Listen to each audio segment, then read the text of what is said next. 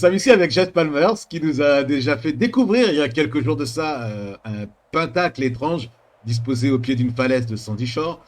Et aujourd'hui, nous sommes toujours sur Sandy Shore, mais pour découvrir un tout autre endroit mystérieux que Madame Palmers souhaite nous montrer. Bonjour Madame Jess Palmers. Bonjour. Alors, pouvez-vous nous expliquer pourquoi nous sommes ici ce matin? J'ai fait la découverte étrange d'une écriture avec plusieurs 8 un peu partout sur la pierre.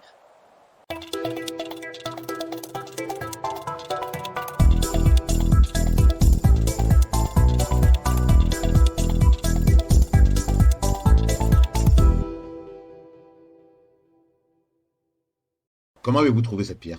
Alors tout simplement en allant me filmer en train de danser, et parce qu'à mes heures perdues je suis un peu folle, danser sur le truc des Martiens là-bas. En revenant à pied, j'ai été interpellée en voyant le grand Infinity, mais qui est un 8, et je me suis arrêtée. C'est là que j'ai vu les inscriptions, et voilà. D'accord, ok. Ah bah, écoutez, je vais filmer un peu tout ça. Alors,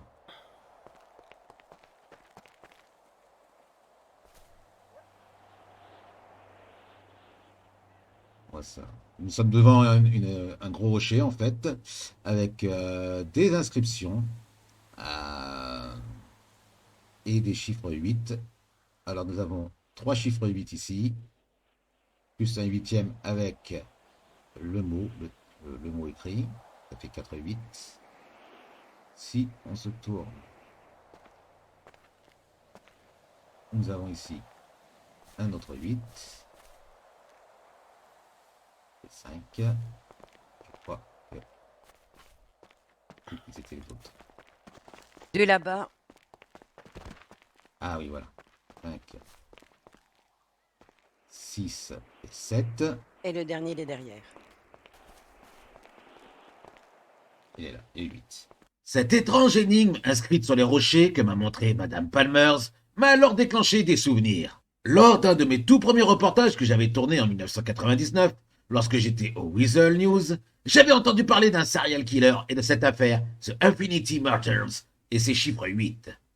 Une sombre affaire autour d'un tueur en série ayant fait beaucoup de victimes à l'époque. J'ai donc décidé de continuer ma visite sur Sandy Shore et d'enquêter auprès des voisins sur cette affaire.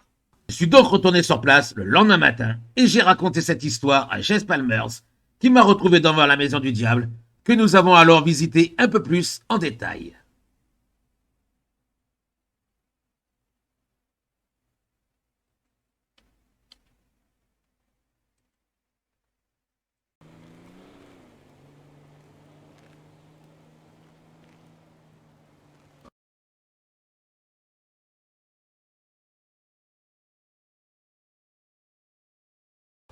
Je t'ai couillon de la ville. Tu cherches quoi, toi, ici, mon gars? Bonjour, monsieur. Je suis reporter au LS News et il y a 20 ans de cela, j'avais enquêté sur un mystérieux criminel qui vivait ici. Oh mon Dieu, ça remonte à l'époque des dinosaures, ça. Ça me dit bien quelque chose, cette histoire-là. Ouais. Serial killer du nom de Abraham. Oh, le flattier de con. Oh, c'est bien ça. Le taré des mères Abraham. Vous vous souvenez de son histoire? Vous pouvez me la raconter? Pour sûr. Ce salopard a tué mon cousin René en 99. René, il courait tout le temps pour faire du sport. Et un jour, on l'a plus vu le loupio. Il me semblait que la maison de ce type était dans le coin. Elle est toujours là? Pour sûr, le journaliste. La maison, elle n'y a pas bougé. Elle n'a pas branché depuis. Personne ne se rapproche de cet endroit. Et même la mère Huguette qui dit que c'est une cabane maudite. Même les coyotes et y approchent pas. Et vous pouvez me la montrer? Pour sûr. Laisse-moi filer le binous et je te montre ce baraque du diable. On y est, le gajo. C'est ici qu'il y a eu les Pilsener qui sont passés sur sol de le en 99. Ah, c'est donc la maison du célèbre tueur en série, Merle Abraham. Pour le seul mon gars, le diable en personne, le diable del Sandichon. Et est-ce que vous pouvez nous raconter un peu plus sur ce qui s'est passé ici? C'était le fond du Simulo, il a dégouillé 8 pauvres pecnos de Sandichon en 99. Tous des pauvres gars qui se fait comme des cochons en courant sous le cagnal. Et tout ça, sans bidouze. Je ne devais pas aimer les mecs qui couraient, ce gosse-là. Ok. Et on voit des inscriptions un peu partout sur le mur derrière vous. Vous savez ce que c'est? Oh, ben ça, moi, j'ai pour lui. Alors ça, moi, je m'en claque une sans filer, fait bouger l'autre. Mais j'ai mon frère Malcus qui est plus de truc que moi, là. Le gacho, il a été à l'école jusqu'à 7 ans, ce foiré. Alors, il m'a lu des trucs. C'est des messages tordus, apparemment, qui parlent de ceux qu'il a tués, avec des chiffres 8 de partout. 8, 8. Cette maison de Sandy Shore a donc abrité ce type la plus grande partie de sa vie, avant qu'il développe, par exemple, donc du coup, une psychose, à mon avis, qui a atteint son pic en 99, quoi. Et donc, oh, comment tu peux m'embrouiller avec tes histoires, les la bistouille, mon gars? Est-ce que vous vous souvenez de quelque chose d'autre sur cette histoire? Je me souviens que le bureau du shérif à l'époque l'appelait Blufffinity Bundles et qu'il a été, comme tous les emprisonné au pénitencier de Bolingbroke. Très intéressant. C'est pendant qu'il était au foie du trou que Kevin et Simon, ils ont foutu le feu à la baraque. Ils se sont vengés parce qu'il avait tué la mère, je crois. Mais faut pas le dire, ça, hein. Et vous savez ce qu'il est devenu? Je crois bien qu'il a capoté en 2004 dans sa cellule, la forêt. Capoté? Oh, 36, quoi. Et les codes de l'huitième, ils ont jamais été trouvés. Jusqu'au bout, il a jamais lâché le morceau, le bestiau. Et vous savez où en est l'enquête à ce jour? Oh, bah, je t'ai abandonné, je crois bien, comme la Mélie du Sud. Il y a des rumeurs qui disent que le diable de Merle, il aurait laissé des indices un peu partout dans le Sandy Shore.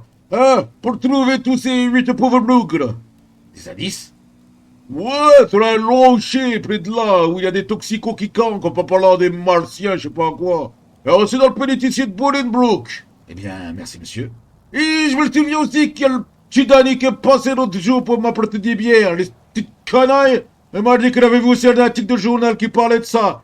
Ah, dans une cabane pas loin dans le coin. Moi, je me souviens plus, ouais. En plus, je lui ai balancé ma pantoufle sur la gueule, ce petit con. Voilà, moi, j'aime pas les murs de 10 ans qui savent lire. Eh bien, merci, monsieur. Vous m'avez grandement aidé. Rien, pas de quoi, citadin. Une fois entré au LS News pour monter la vidéo de ce reportage, il m'est venu l'envie d'en savoir un peu plus sur ces mystérieux indices. Il fallait que je retrouve ce journal laissé dans une maison sur Sandy Shore, trouvé par le petit gars du paysan et cet indice dans le pénitencier de Bolingbroke. Je suis donc retourné sur place le lendemain matin et j'ai raconté alors cette histoire à Jess Palmers, qui m'a retrouvé devant la maison du diable que nous avons visitée une seconde fois. Nous sommes donc de nouveau devant la maison de Merle Abrahams, que nous appellerons la maison du diable de Sandy Shores, et en profitons qu'il fasse un peu plus jour pour regarder un peu plus en détail ce qu'il s'y trouve. Une maison en ruine, brûlée, saccagée, avec de nombreux messages laissés par le criminel sur les murs et de nombreux huit. À l'arrière, un message laissé très certainement par un voisin.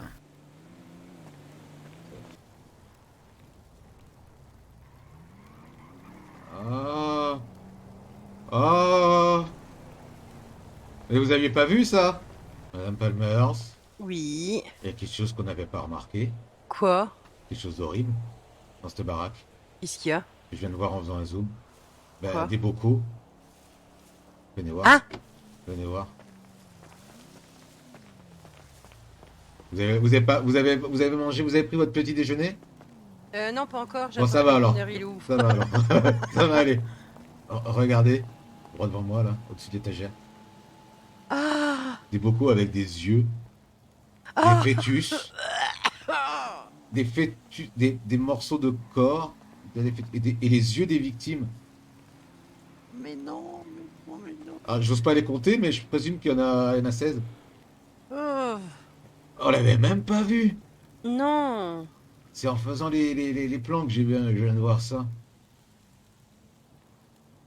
La police l'a même pas embarqué là. Peut-être même que la police les avait même pas vus. Mais alors, Ah, mais c'est atroce.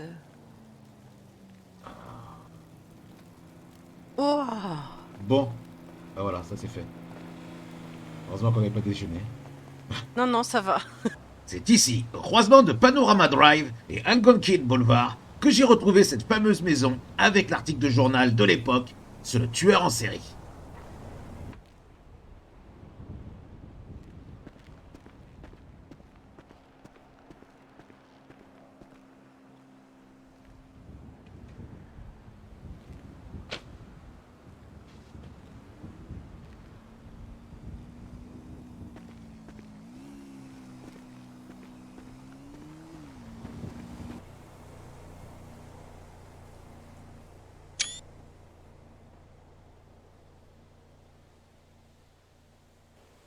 Nous sommes à présent au pénitencier de Bolingbroke, et plus particulièrement dans la cour, où nous retrouvons ce fameux message écrit sur un mur par le tueur avant qu'il ne meure dans sa cellule à l'âge de 57 ans. Ce message est très important, car il est le tout dernier qu'il laissera lors de son vivant. Là où l'eau rencontre la terre et le feu une fois craché, là l'infini 8 restera jusqu'à mon retour. Et si vous faites attention aux détails, vous remarquerez qu'il y a également un petit dessin, comme une carte dessinée sous ce message, juste ici. Cela semble indiquer un endroit, peut-être celui où se trouvent les 8 corps des 8 victimes du tueur en série qui, je vous le rappelle, n'ont jamais été retrouvés. Il semble que ce soit des îles qui sont dessinées ici. Vous ne pensez pas? Et c'est vous qui allez maintenant entrer en action. Équipez-vous d'une caméra marine, d'un équipement de plongée, et filmez-vous en train de vous préparer à chercher ces corps. Puis, si vous les trouvez, tournez une vidéo des 8 corps. Le premier à procurer une vidéo du tournage avec les 8 corps filmés remportera un gain en cash de 20 000 $. Dépêchez-vous, partez à l'aventure, résolvez ce mystère des corps perdus du tueur de Sandy Shore et devenez la star de l'année. Et gagnez 20 000 $ au passage. Pour participer au concours et tenter de décrocher les 20 000 $, vous devez vous inscrire sur l'intranet du LS News.